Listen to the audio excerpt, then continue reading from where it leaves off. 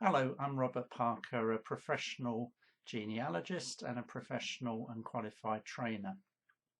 I've been researching my own family history for over 25 years now, and I started researching other people's family history, delivering talks, running courses in family history about 4 years ago.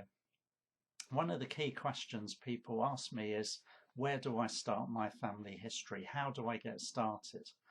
And the answer is pretty straightforward. Start with yourself. Write down everything you know that's useful for yourself.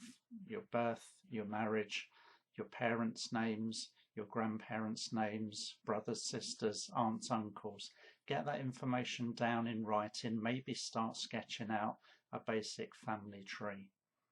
Don't worry about any gaps for now, because that will be the start of your research. Those gaps in marriages or births or deaths will be a starting point for your family history research.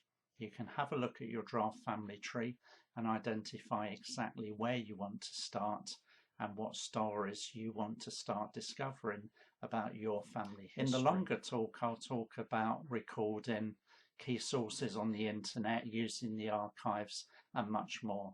So I really look forward to delivering a talk for you at your conference in 2019.